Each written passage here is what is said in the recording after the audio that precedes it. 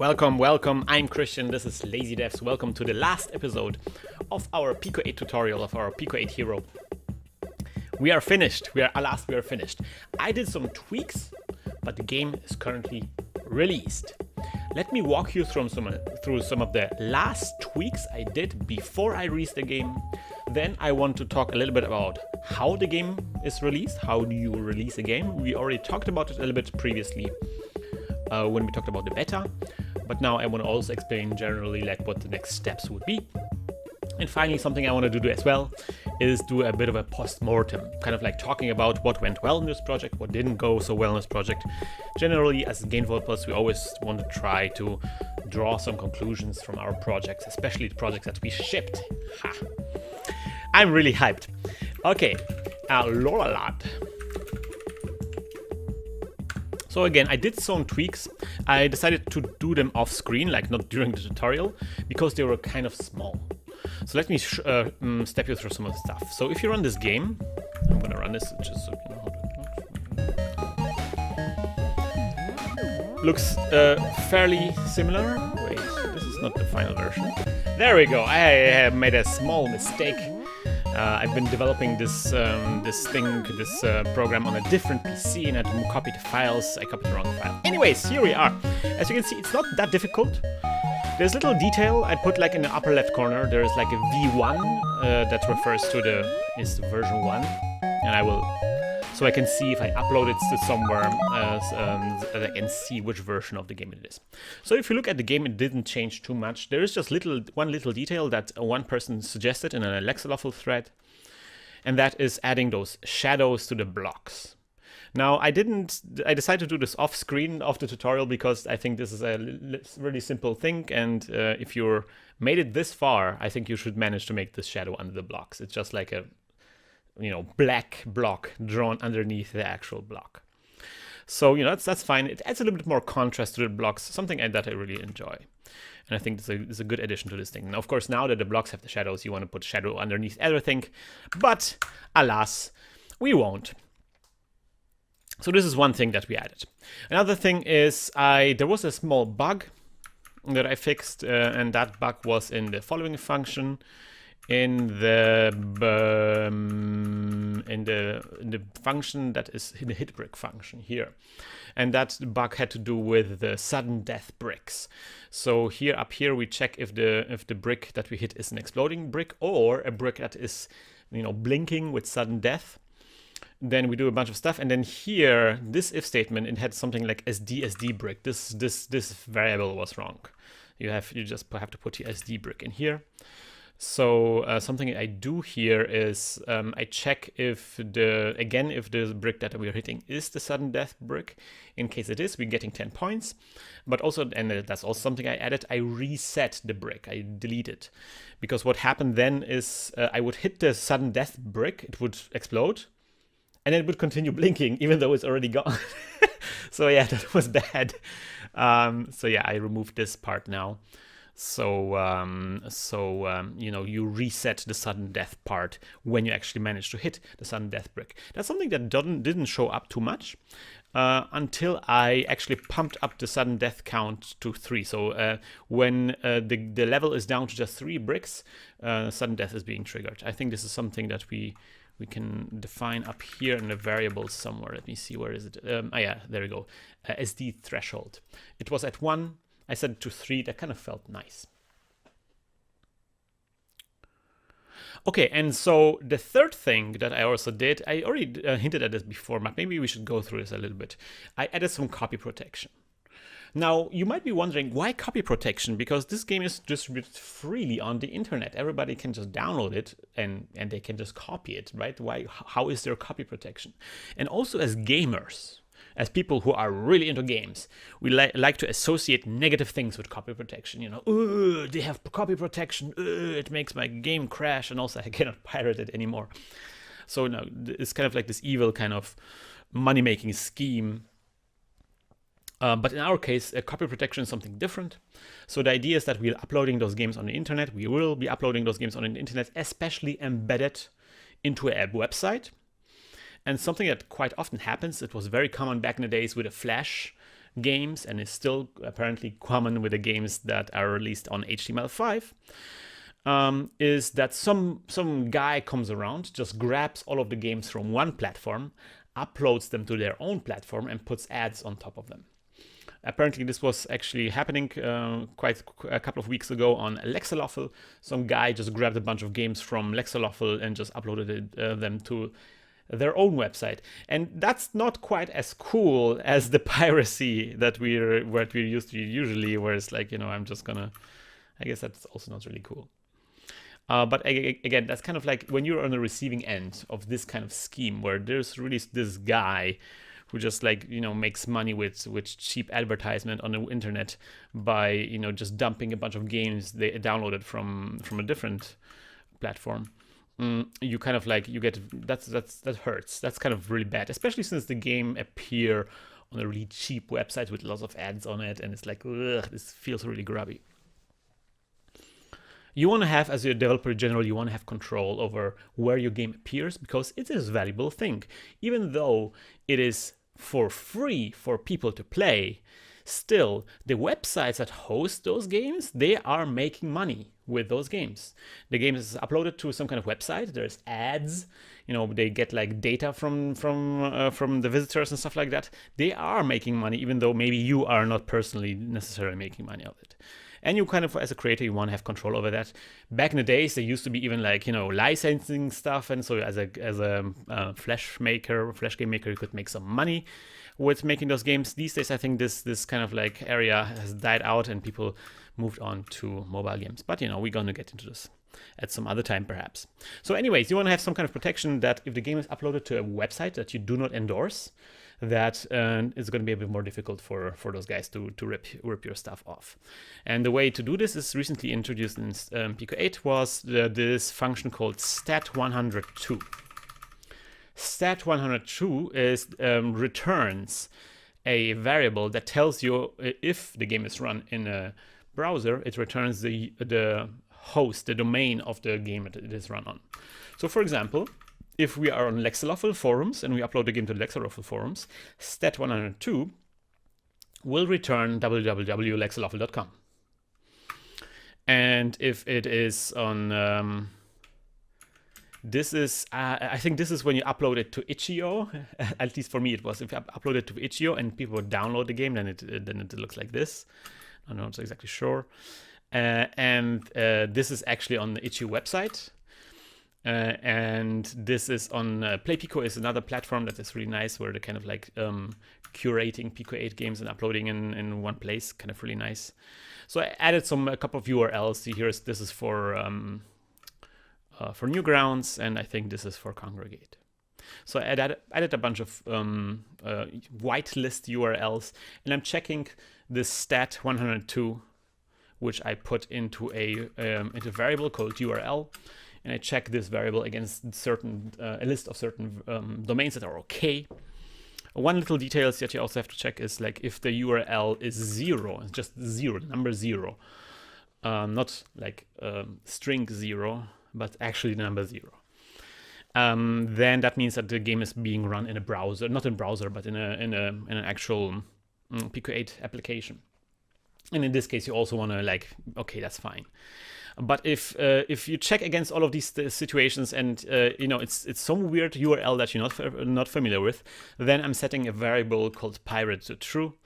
And then down the line somewhere, when you start the game, you want to start the game, then actually checks against if pirate is true. And if pirate is true, it won't actually launch the game. Instead, it will print the text that you should go to this URL where you can play the full version of the game, which I think is my itch.io website in this case.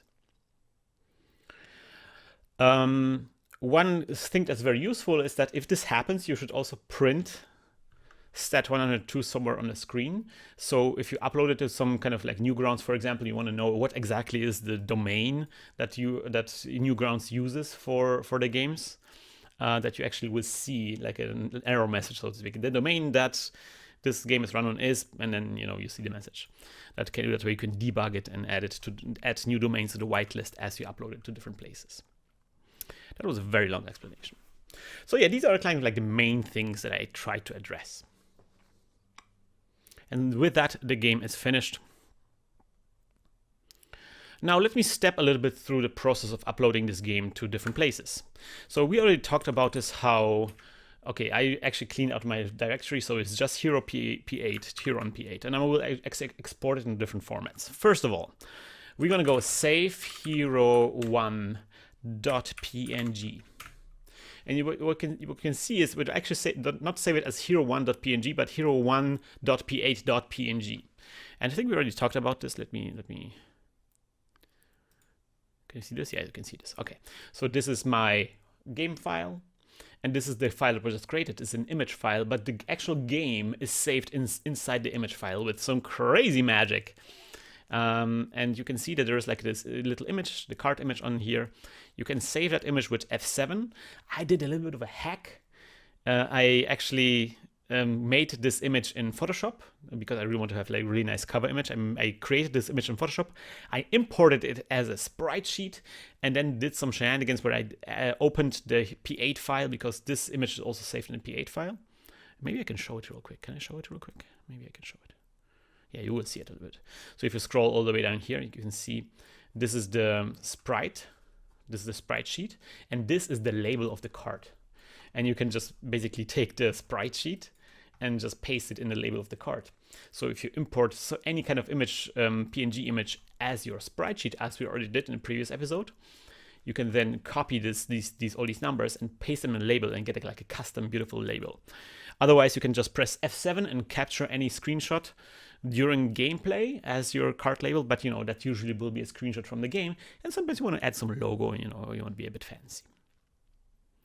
No, I don't want to download anything. Anyways, so yeah, you have this guy here, and this PNG, and this PNG is great to upload this to the Lexaloffle forums. I will show you this real quick. So if you are if you're logged in, you can click on submit, and there's like two options here. You can post a new cartridge, or you can update on already existing cartridge. There's like a manual here explaining you what you do. You can do this, but you can also just, if you go continue, you can also choose this p8.png file here to upload like the file directly. That's fine. You can do this, and you know, you describe the title and so forth and so forth. Remember to click on agree to this terms of use. And what you will get then is, let me show this, a post like this, where it's like, you know, your game will be playable here in the browser, and then you also get like a whole thread. Let me get into this thread, like a whole thread where you can describe the game and you get some feedback from people. This is really great. Additionally, if you do this, if you upload this on the forum, so one thing that you can do if you upload it to the forums, it will actually show up in Explore. So if I go to the Explore, the Pico-8 application, you can see there is Breakout Hero, and this is not Breakout Hero from my hard drive. This is actually Breakout Hero from the forums. It gets downloaded from the internet if I play this, and run in my own very own Pico-8. There's something weird where I can't escape out of it anymore. I don't know why.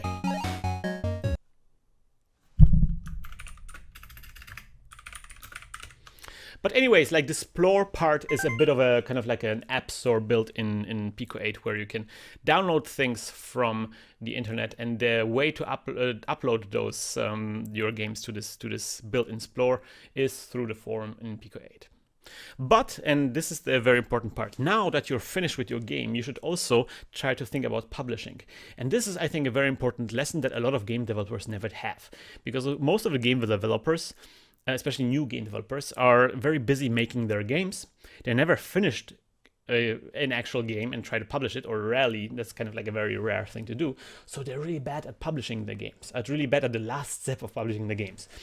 And to some extent, like, they even if they finish the game, they sometimes like publish it very, very half-heartedly, where it's like, I guess here's this game, you know. And that's horrible. You should never do that. It's your game. It's your baby. You worked for this for such a long time. You know, this was your big project, and so you should put a lot of effort into making sure it gets the best treatment possible. You should you deserve, your game deserves, your work deserves this kind of extra effort here. If you don't do this, then you will never, it's going to be very difficult for you to bring up even more motivation in the future, because you kind of like, you betrayed yourself, you betrayed your past self. The past self that worked on your game was betrayed by your future self or present self that couldn't be bothered to actually give it the spotlight it deserves. So again, very important that you actually make sure that your game gets as much exposure as possible. And in some ways, it's great. You have a functional game. That's great. There's lots of things you can do. This is a good situation to be in, to have a functional game and release it. There is a good reason for why people might run out of steam at this point, where it's like, maybe you had like high hopes, really high hopes for the game. You had like, oh, this is going to be the best game ever, and it's going to have this feature and this feature, and all of the features, you know. And then the game is finished now, and you had to like cut a lot of features and cut a lot of corners. You didn't have so much time, you know. You maybe ran out of steam at the end, and you maybe feel embarrassed because you have this inner expectation of what the game was supposed to be. But you should not be embarrassed about that. Nobody knows about what you wanted to make. They only see what you actually made, and it can be surprising how awesome your game actually is. If you never knew about what you actually wanted to create, probably your expectations were too high anyway. So again, I just want to like give you a bit of more pep talk to be good to your games, to be proud of your games, even if they're not AAA games or whatever. Always make sure that your games receive love from you until the very last step, all the way through. So don't post them just on Lexaloffle. Lexaloffle is a good forum to get like maybe immediate feedback from fellow developers, but not a lot of people who play games go on Lexaloffle. So you're not actually getting a lot of you're not getting as much feedback from the community as you would get in other communities where people actually are there to play the games. So here we got two comments, which they're really positive, so I am really happy with this. And I got some more comments in the work in progress thread. That's great. Also like 9 stars. I'm happy with this. But you can get a lot more. And something that's kind of nice when you have a game is to experiment with different platforms. Now this part will change. Like, this is something that will get old very quickly because platforms come and go and stuff like that. But I think it's like a good place to post your game always is itch.io. So this is already my back end, but this is how itch.io looks when you... Oh, my mouse is broken. Okay. This is how itch.io looks when you visit it. Wait a minute. Oops. There we go. I always forget to turn it on. So this is itch.io. This is kind of like Steam, but for indie developers. They even have like an app that you can download. It's great. And you can see lots of games on the front website, and you can look for games and search, and you have like your own account, and you can buy games and sell games. And it's really, really nice. It's probably gonna be... It looks like eventually it might overtake Steam as the place to get games from, especially since it's so focused on indie developers. And so if you have an account as a developer on itch.io, it looks something like this. This is your dashboard. Here are your games that you can create. You can create a new project clicking on here. And something that's really nice, and that gives you a really good an idea of how people are enjoying your game, is you have a summary of how many people played your games every day. And I can see that yesterday 257 people played Breakout Hero. That's great. Really motivating. Yes, 200 people. Yes. And also you can see that people are following you or giving you comments. That's really, yes. You even can like go deeper into analytics. Like, this is Breakout Hero. You can see where they're coming from, how they're discovering your game. This might be interesting. Maybe there's like a website where it was posted. Like here in the retro news. Oh, I didn't even know this. That's great. I will check it out later on. That's cool. Somebody posted about my game on some kind of website. That's cool. So yeah, this is a very useful thing. This is a place where you learn a lot about how games are being published, how you can reach out to your audience, where the interesting communities are that are maybe interested in the kind of games that you're making. This is good. You should do this. You should do this with your game. That's why, even though there is Lexaloffle, you should still maybe post something on different forums, different websites like this. How does it work? How do you upload a Pico-8 game on itch.io? I'm going to step you through a little bit. I'm going to create like a new project. This is where the title goes. You will get like a custom URL. There's a tagline. You have to go through this entire process and decide what to do. But the part that might get you a bit more confused is like, what kind of project? We select here HTML. We have an HTML file that we're playing. And then here where we're uploading stuff. This is where it gets a bit complicated. Let me show you real quick. We're going to go back to Pico-8. So I'm going to load Hero 1. And now we're going to go export hero1.html.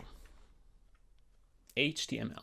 I will export. Now you can see it will export hero1.js and hero1.html. 2 files. The HTML file is a website. It's the kind of sites, that kind of files that you load in your browser. The JS file is the actual game. That's a JavaScript file that is being executed or embedded in the HTML file. So the HTML file doesn't really contain anything. It's just like a canvas, and the JS file is your actual games. But you need to upload both of them. It's kind of weird because there's just one upload button. And so how do you deal with this? Well, what you have to do now is you have to, first of all, rename your HTML file into index.html. Index tells tells the browser that this is the first website that you should load. It's kind of like a standard. Index.html is this thing. And you select this, and you go like, I have a zip file. You can also, you have to create a zip file out of this. So you can, like, I think you can create new zip. Can I? Oh, you don't see it. I have to watch out. New zip file. I'm gonna call it hero1 zip, and then you can drag them into this hero1 zip, like this. The JS file and the index.html file both go into hero1 zip.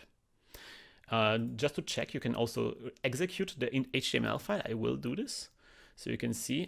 Yes, the game loads in a browser now. That's great. But as you can see, it's not any internet. It's from my URL. As you can see, also it doesn't actually launch really, because I think my copy protection kicks in at this point. That's fine. Anyways, so uploading the game, right? So now you go upload files, and I have to find the URL now. Let me see real quick. This will be a bit weird. Okay. So now you upload hero1 zip, the zip file that you created. Inside the zip file is the HTML file and the JS file. You upload this. And now you have to say, like, this file will be played in the browser. Boink. And that's it. Easy peasy, very easy. Something I want to set here is maybe the size. I always go 640 times 640 for these things. And here you can write some details about the game, set maybe some genres, set some tags, go through this entire website and make sure everything is checked in and filled in and set up. Also very important, so important, set up a cover image. Oh my gosh, you have to set up a cover image. So many of my students were like, oh, whatever. You have to set a cover image. Look at what the website looks like. Have you even seen this? This is how people discover your games. They see an image and they're like, oh, that looks interesting. Isometric and like animals, that looks interesting. I will click on this, You want to have some kind of really neat visual that kind of like, pulls people in. Or that's a cool car. I want to know what it's all about, And so create a beautiful cover image that tells people something about your game. Maybe even an animated GIF. You can export GIFs from Pico-8. Maybe you could put it in there. I don't know. Figure something out. Also, screenshots would be also great. Make sure that you generally tell people a lot about your game. And then once you're done, you can save and view page. And then you can see your game is being run inside the browser.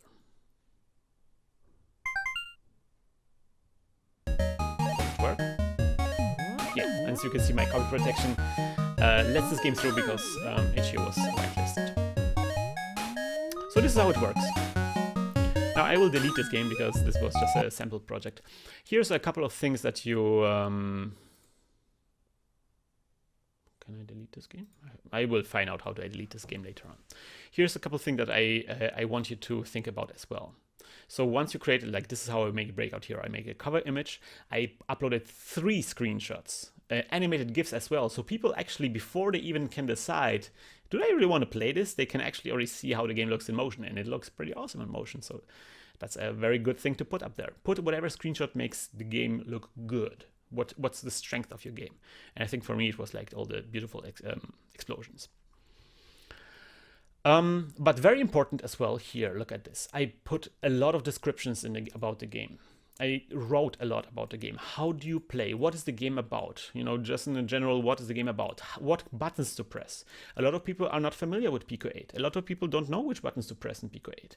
And also research this a little bit. What keys are possible to be used? Because, for example, I'm using German keyboards, and Y and Z, the keys Y and Z are switched. So every time you say press Y, you actually mean press Z. And so maybe you want to give them people some alternatives so they know, you know, what kind of stuff they have to press.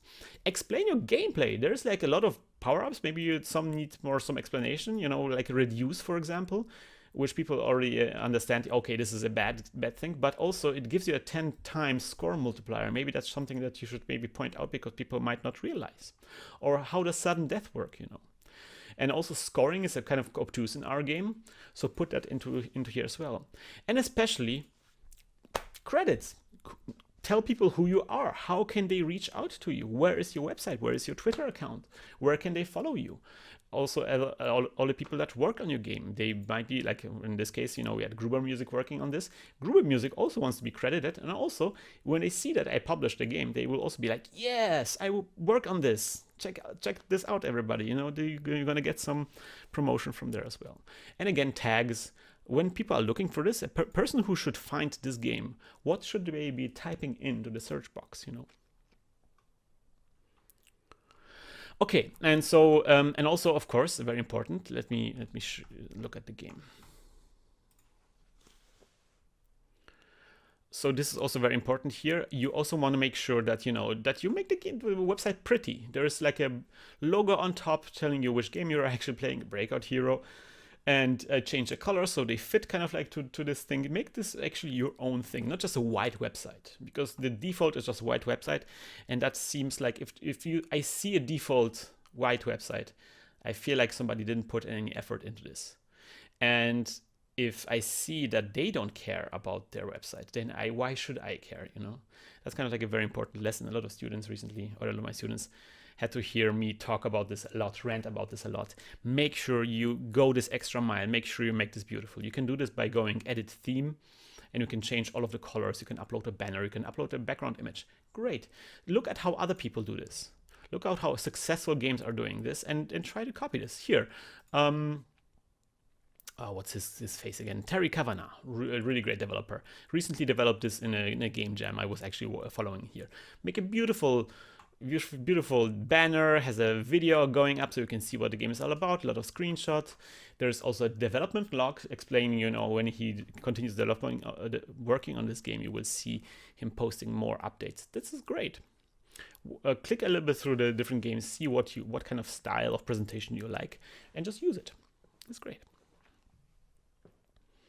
I've been talking about this along, but this is like a very important part for me, that you guys put a lot of effort into publishing your games, into making sure that everybody knows about your games. If you don't know what to write about your game, what's wrong with you? You don't know what to write about your game? Look at this. There's so much stuff you can explain to people. You should explain to it as if you have to put yourself in the shoes of somebody who never heard about this game before. There's so many things that you have to explain. It's so easy as a game developer. You've been working this on, you know, 70 hours or whatever. And it's like you already know everything, and you're already like in this deep rabbit hole where it's like, oh, you talk maybe about scoring system and like juiciness and everything. But, you know, what is like the high level pitch? You know, what is we are controlling a pad, and we need to destroy bricks, and we are hitting the bricks with a ball and the bricks explode. You know, this is kind of like very, very basic stuff. A good idea is maybe to also get somebody who never plays video games and put them in front of the screen. And don't explain anything. Just like let them play and find out what are the things they struggle with. Generally, you should have something to write here. If you don't know what to write about your game, you should be worried. Maybe you haven't thought about this enough, and you should reconsider. Put yourself in the shoes of somebody who never heard about this game. Anyways, that's enough about itch.io. You should make an itch.io website. I think these days is a good idea. But recently there has been also some other things. This is a very old website, Newgrounds. I really like Newgrounds. It's kind of like more of a how we call it, like more of a punk rock a little bit, more of a meme lord kind of website. They used to be very heavy on Flash content, but these days they have other stuff as well. Something I really like about Newgrounds is they have a really great discoverability. And with that, I mean, there's so many different things on how you can discover content on this website. So, you know, they have like this main website where it's like featured movies, featured games, featured art, everything there's featured. There's like daily picks on the left side here. There's lots of ways of, and this is just this one website. And then maybe if you want to make games, the games is the thing that you want to be playing. There's like, again, different ways of accessing this, the best games of the year, high ranking classics, best games of the month, games that are actually popular right now. And there we are, Breakout Hero. There's also Pico-8. So I got both games in here. That's great. And then there's also this portal here where you have like this ranking of the most best ranked things in the recently and best ranking things from the week and stuff like that. So there's lots of ways of how you can pop up somewhere on a front page where you can get a lot of eyeballs, where a lot of people can be exposed to your game. That's great, and you can see this in the numbers when you actually upload something here. So I'm going to show you real quick how to do this. So I created an account here. I've actually created it ages ago, in 2007, back when I was making Flash games. It was great. Look there, I uploaded one of my first games there, Exit. But yeah, today we have HTML5, so this is Breakout Hero, and this is already Breakout Hero uploaded. Again, wrote a lot of text explaining exactly the same thing. You can just copy and paste all the text. And at this point, 1,500 views. Not the numbers that we had used back in the days with Flash games, but still, respectable. And here's how you upload this. Again, the same thing as with itch.io, but slightly different. You also upload a zip file with an index.html and JavaScript, so it's really the same thing that you can upload here. Again, the cover art, slightly different resolution than with itch.io, so make sure you make a custom cover art with exactly the resolution that each platform requires you, and descriptions and stuff like that, tags and category. This is actually a little bit simpler than on itch.io. Something I really like about Newgrounds, and that's a good reason for why you should probably post every project in here if you can, if it makes sense, is that they have this system. If you go on Portal, they have the system where every new thing that is posted is under judgment for a while. And then people are being rewarded if they play new stuff and give it reviews. They get some points that they can, do something with. So there's a lot of people just doing nothing all day, but just clicking on new stuff and writing reviews and testing it. So you will get a lot of feedback. Remember how I got like 2 comments on Lexaloffle when I posted on Lexaloffle? Well, here, let me see real quick. Let me pause this real quick. Here we have like what? I have 2 pages of reviews. 1, 2, 3, 4, 5, 6, 7, 8, 9, 10. 10 reviews, right? So lots of different opinions. Some people love it, some people hate it. It's fine, and you just get like more feedback on how things are going. And especially people are really brutal here. Like for example, this guy here, the original was way better. I don't know what he's referring to, but hey, somebody has some negative opinions as well. So you get more of a realistic impression of how people actually think about your game. This is super valuable. And one cool thing about this, now that you published a game, now is time to like really think. This really feeds back into your next game. This is the part where you actually start thinking, what is a good game? How can I make a successful game? So if I want to make a game that makes it into the best of the week for Congregate, that gets a really good review, best of the week in Congregate, on Newgrounds, what do I have to do? Like, what kind of games make it up here? So suddenly you start clicking through the games that get really good reviews and start comparing, like, what are they doing that I'm not doing, perhaps? So if they have better reviews than I have, what are they doing better? What is better about those games? And you start really thinking about, how your game is perceived by your audience, how people think about your game, what makes a game interesting, what makes a game stand out, what makes a game unique, what makes a game fun. And this will really, really help you creating new games. This is a kind of like a lens that you can look at new game ideas through. Like, whereas like I have this idea, but will this really fly if I posted it on Newgrounds or HGO or Congregate? You know, trying to have your audience in mind when you're developing new ideas. So yeah, that's why I think this is very useful and you should absolutely go for it. I think Newgrounds is really good. You get a lot of views there. Congregate is another portal from the good old Flash times. These days, I think a little bit less active, especially if I look. I had some problems uploading Breakout Hero. There was some problems. I'm talking to the devs currently, and they have some technical issues here. But I uploaded Pico Checkmate, and it got, for example, the Pico Checkmate got way worse reviews on Congregate than it got on Newgrounds. So I guess the audience here is slightly different. But also I noticed that the discoverability is not quite as good as with Newgrounds, because I got way less views here. So this is Pico Checkmate, which I made also previously, and that was only played 114 times. That's not a lot, but maybe that's due to the quite negative or not quite as positive rating, just 2 point something stars. That's not a lot. But again, it's kind of like interesting to try different platforms, see which one has what kind of audience, what do people enjoy in certain different audiences, what are they looking for, how you can develop something that will maybe do especially well in certain platforms. Right, so I'm not going to walk you through the process here, or maybe I will. Let's see if I can do something. Yeah, maybe I can click on here. I can show you at least how it looks like. Very similar to the previous ones, where you also upload cover images and screenshots and stuff like that.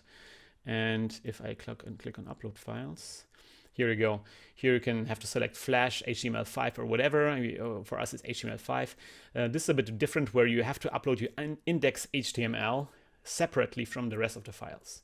So this is kind of like a two-step process. First the index HTML, and then a zip file that only, I guess, has the JS file inside. That goes into the second field here. But otherwise, it's very similar process. Cool. I will post all of the links downstairs in the doobly-doo, so you can check out the game, play it, maybe give me some positive feedback or negative feedback. Hey, be honest, it's fine. One last thing I wanted to do before we end this video is to talk about, to do a so-called post-mortem. Post-mortem. What does post-mortem mean? Post-mortem. I shouldn't have pressed enter. So post-mortem is a format of like making offs, or like when game developers are finished with a project, they usually do a post-mortem on different websites or on conferences, where they talk about what went well in the project and what went not so well in this project. And I want to do a small post-mortem here in this tutorial, about this tutorial. So something that I really don't like about this tutorial, that was causing me some stress, is it's too big. I wanted to have like a small tutorial. I want to start with a small idea, you know, if there's something very simple like an arcade game that would get people started with Pico-8. And it grew a bit during the time. Usually that's a very common thing. A lot of game developers are having the same problem. Rarely a game developer ever has the problem of making a game that's too small, like being finished before the deadline and having nothing to do. That's not a thing that happens in game development. That just never happens. And you should never be afraid of this happening, because it just won't happen. So I aimed pretty low, but it still kind of managed to bloat it a little bit. So another thing is, I'm going to go into some details on how it was too big, but I think 17 episodes, 75 episodes we have right now. I was hoping to finish it around 30 episodes. So this is kind of like twice the size I expected, but it kind of like checks out. Usually when you say you create like a budget for your game project, just double the budget as a default. Like whatever you think you will need, just double it. And if you're underneath the budget, you'll be fine, but at least you won't have this problem that you run out of budget. It also refers to time. Try to be always finished by the half of your allotted time. So if you have like a 2-day project, be finished at the end of the first day. So another thing is I didn't look really far ahead. And that's especially, it was especially a problem with the collision. The collision part took me off, the collision part took me a bit by surprise. I thought it would be a simple thing. I actually did look ahead. Looking ahead, I mean trying to code before I actually coded with you guys. Try to code it on my own and see how it plays out. I did it a little bit for the collision detection. You noticed I actually, the first time we did collision detection, I actually had something prepared. But then I noticed later on that it didn't work out, and I had to redo the collision detection over and over again. It was like this recurring problem that we had to do over and over again, and that didn't feel good. I will explain in a second why I didn't want to look too far ahead, but I think in the future I should be more cognizant and more aware of difficulties like this. Again, it was a kind of like a failing by my side. I didn't expect the collision detection of this simple game to be that difficult. Probably in the future I will try to focus on a game that has less problems with collision detection at least. One of the reasons why the game got too big is too complex power-ups. So there was a moment at some point where we were thinking about power-ups, and I made a conscious decision of doing the multi-ball power-up, which is a fun power-up, but it required us to rewrite a lot of code. And rewriting code feels bad in a tutorial because you wrote a lot of stuff and it was already working, and now you go into every part and you have to rework it. I mean, it happens a lot of time during game development, but still, it made the tutorial a lot longer. And yeah, the project overall got very big and complex. I wasn't expecting us to hit the token limit, but there we are. And finally, something I'm regretting, didn't spend enough time with sprites.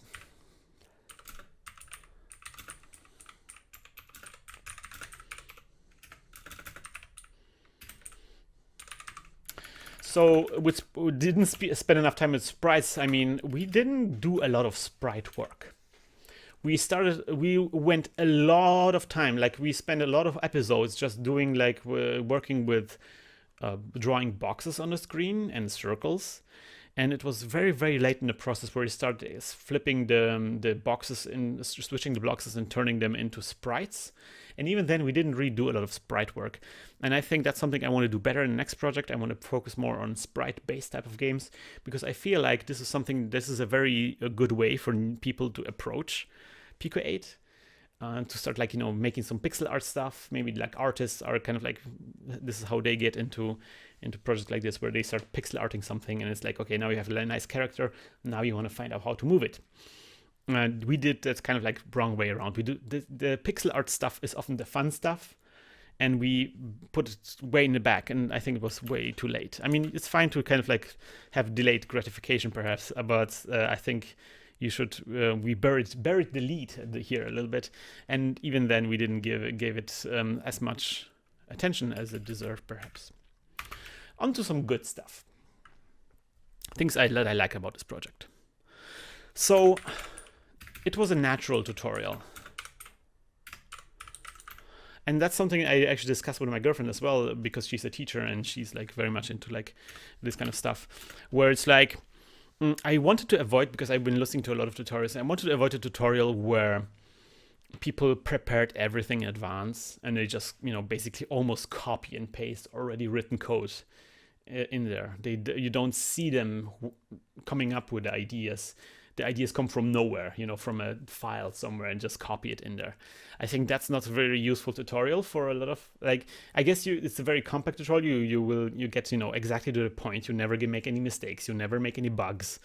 You never make something that you rewrite later on and stuff like that. It's really something that respects the viewer's time. So that's positive. So that's why also I put it a bit as negative. It was a bit too long. And I didn't look too far ahead at this part, right? But I like the fact that we wrote the game on the screen, in front of the camera. I think this was very important to me, because I wanted to not just show you how to program technically, how to actually write the correct things, but also how a program approaches these things, how you encounter difficulties, how you solve difficulties, how you run into trouble, how you get yourself out of trouble. Because if you watch these perfectly prepared tutorials, you know, like Brackies or something like that, where it's like, you know, he's just has the perfectly edited and choreographed, almost like script written tutorial, you know. We have like these perfect tutorials and it's like looks so amazing and it's just, you know, 5 minutes and he creates this beautiful game. It's like, wow. And then you yourself start making your own games, and it's like this comedy of errors where everything goes wrong. And it's like and it's kind of like I feel it can be like a very off-putting experience, where it's like you see this perfect, you know, like this perfect Instagram photo with all the filters applied to it, and then you look at yourself in the mirror and you're like this ugly, a cucumber face person, you know, and so that's why I wanted to have like this natural tutorial where it's like I actually do this thing without any filters, without any editing, without any preparation. I would just write it right there, right here, so you can see me working on this. You can see me struggling with problems. You can see me running into issues. You can see me making mistakes, and then dealing with the mistakes. I think that's a kind of like a very important thing for game developers, for programmers generally to appreciate. We are all struggling with programming, and we need to get over ourselves and just make sure that we don't get you know, insane from this, and create a healthy attitude towards making mistakes. I like that it is a complete tutorial. Something that I don't like is where you make a tutorial and it shows you like some basic steps, and then it stops very early, and it's not even a game. It's like something, a small demo, maybe, you know, maybe it's an inkling of a game, but it's not really like, it doesn't have a start screen, doesn't have a lot of effects. And so you're being like, the guy making the tutorial leaves you at a moment where it's actually getting really difficult now. You know, how do you add something, you know, how do you actually bring it to a fruition, how to bring it to a finished game? And because I feel like you can get very quickly, if you look at our tutorial, you very quickly had the basic gameplay going, where it's like a pad and like a ball flying around and stuff like that. But then there's like, you know, 40 episodes of us doing like special effects and menu system and high score list, you know, stuff like that. There's a lot of stuff that has to come together, and then suddenly the project gets very complicated and you go bug hunting. You know, these kind of like ugly part of the game development, I think this deserves attention, because this is also something where people give up. This is where you know, the tutorial was so simple, so I just followed the tutorial. But then there was no tutorial anymore for me to follow, and I was lost in a swamp of game development, and I give up. So I think it's very important to showcase these parts of game development. Finally, it's a good game. I like it. People like it. So as I show you, I'm really proud that on Newgrounds, that was featured on Newgrounds, and it was retweeted by Zap from Lexaloffle. So yeah, people seem to enjoy the game. They like the game. I even have like a Let's Player who played it. So that's fun. That's very encouraging. It's if there's any shortcomings with the game, is that it wasn't a very ambitious game. It's a very well-known quantity. You know, it's a game that people knew. But even still, I get those feedbacks where people start playing it and they feel like it's a really good version of Breakout. It's the best version of Breakout they played ever, or something like this. And that feels good. That feels like we achieved our goal. This is exactly what we wanted. All right, guys. So this is it. I have one more question.